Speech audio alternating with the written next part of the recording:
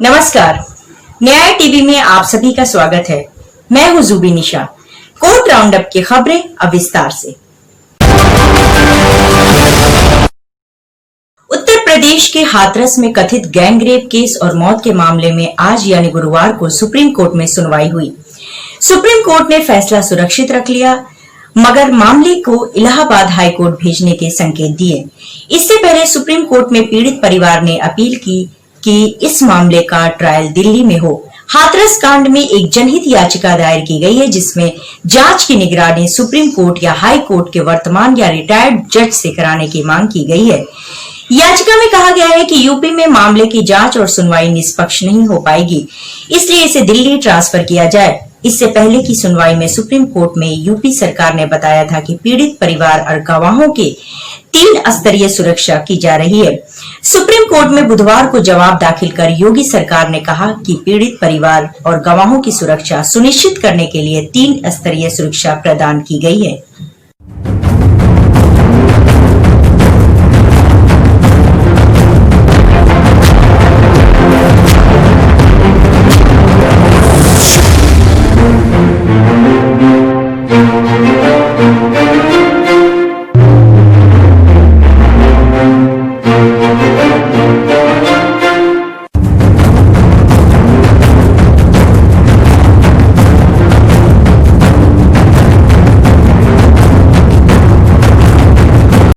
Prima फैसा ही देखने को समझ में आता है कि क्यों एक आत्मविश्वास है अपराधियों के मन में। वो शायद सीधे सीधे ये देखने को मिला कि पहली बार कोई चुनी हुई सरकार, जिम्मेदार सरकार, राष्ट्रीय पार्टी की सरकार खुलेआम अपराधियों के साथ खड़ी हुई, उनका बचाव करती हुई, उनके पक्ष में बोलती हुई सुनाई देती है।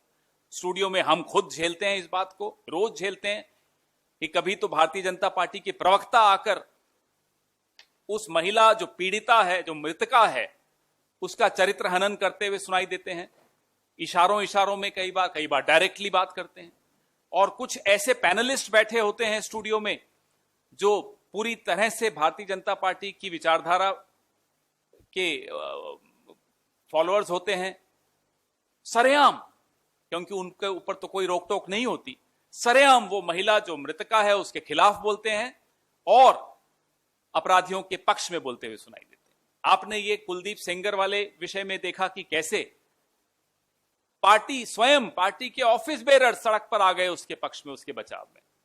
यही आपने चिन्मयानंद के केस में देखा, यही आपने कठुआ में देखा। मैं उत्तर प्रदेश से बाहर भी एक बार एक उदाहरण वहां का भी दिखा दूं, और अब हाथरस में भी यही देखने को मिल रहा है। तो शायद हौसले बुलंद हो जाते हैं अपराधियों के जब उन्हें लगता है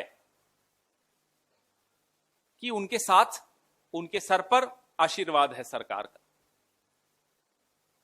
इससे ज्यादा भयावह बात उत्तर प्रदेश के आम नागरिक के लिए और नहीं हो सकती कि अपराधियों के साथ उत्तर प्रदेश की चुनी हुई सरकार खड़ी है। बचपन में हम आंदोलन जब करते थे तो कुछ मुद्दे ऐसे होते थे जहां पुलिस थोड़ी सॉफ्ट हो जाती थी हमारे लिए। बच्चे थे, शायद इसलिए भी सॉफ्ट हो जाती हो, लेकिन कुछ मुद्दे भी ऐसे होते थे जब पुलिस सॉफ्ट हो जाती थी तो हम एक नारा लगाते थे, अब डरने की क्या बात है, पुलिस हमारे साथ है। यह नारा अब अपराधियों के मन में है उत्तर प्रदेश के। उन्हें डर नहीं है क्योंकि भाजपा उनके साथ है, सरकार उनके साथ है, पुलिस उनके साथ है।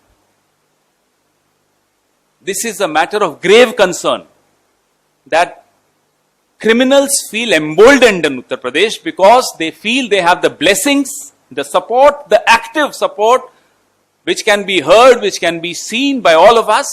सुप्रीम कोर्ट ने गुरुवार को रिपब्लिक टीवी और उसके प्रधान संपादक अर्नब गोस्वामी को मुंबई पुलिस द्वारा टेलीविजन रेटिंग या टीआरपी में हेरफेर के लिए दर्ज की गई एफआईआर को रद्द करने के लिए बॉम्बे उच्च न्यायालय का रुख करने की अनुमति दी। Justice D.Y.. चंद्रचूड़ ने शुरुआत में व्यक्त किया, आपके मुवक्किल का वर्ली मुंबई में कार्यालय है। फ्लोरा फाउंटेन और पुल के बीच ये बेहतर होगा कि आप उक्त न्यायालय में या तो 226 या 482 आरपीसी के तहत जाएं।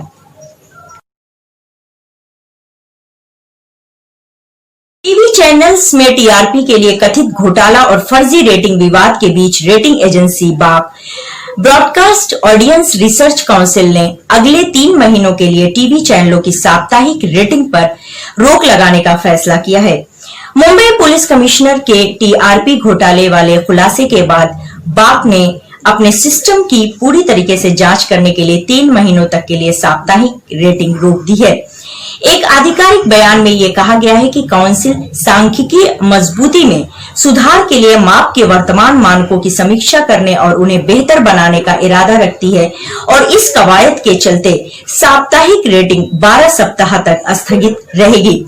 एक बयान में बाप ने कहा है कि वो डेटा के मापन और रिपोर्टिंग के वर्तमान मानकों की समीक्षा जारी रखेगा।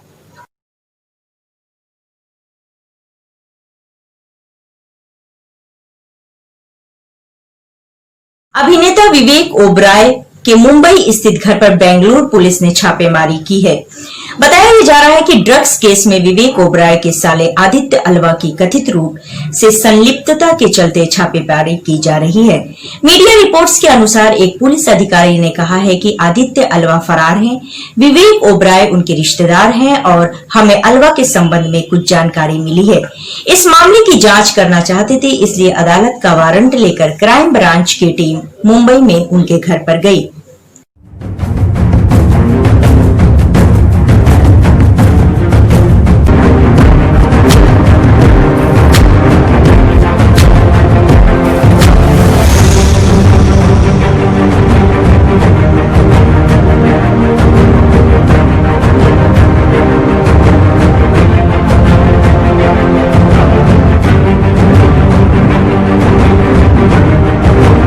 दिल्ली दंगा मामले में अदालत ने 2 आरोपियों को सशर्त जमानत दी है। अदालत ने इन आरोपियों को अपने मोबाइल फोन में आरोग्य सेतु ऐप तुरंत डाउनलोड करने एवं अपनी लोकेशन शेयर करने की शर्त पे जमानत दी है। साथ ही अदालत ने इन दोनों आरोपियों को सख्त हिदायत दी है कि वह अपना मोबाइल फोन हमेशा चालू रखेंगे। कड़कड़डुमा स्थित अतिरिक्त सत्र न्यायाधीश विनोद यादव की अदालत ने उत्तर पूर्वी दिल्ली में भड़के सांप्रदायिक दंगों के इस आरोपियों की जमानत याचिका पर सुनवाई करते हुए पाया कि आरोपियों को वीडियो में करावल नगर इलाके से दुकानों में आगजनी के दौरान सामान उठाते देखा गया। इसके अलावा वह दंगाइयों के साथ मौके पर मौजूद इन आरोपियों का मोबाइल फोन रिकॉर्ड भी दंगे की जगहों पे कई जगह मौजूद रहा है। एमआईटी यूनिवर्सिटी छत्तीसगढ़ के 4 लॉ के छात्रों ने bar council of India BCI के निर्देशों के खिलाफ छत्तीसगढ़ हाई कोर्ट में एक याचिका दायर की है।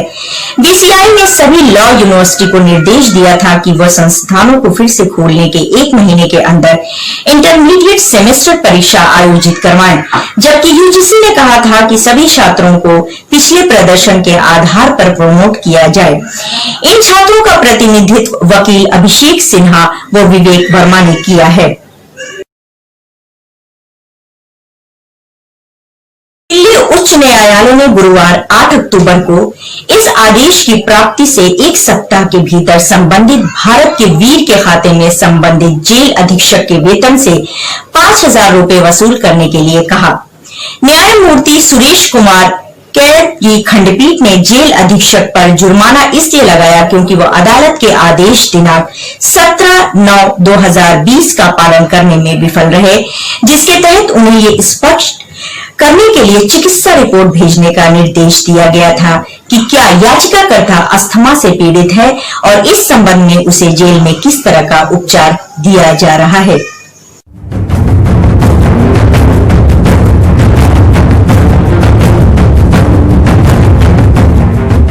आज बस इतना ही।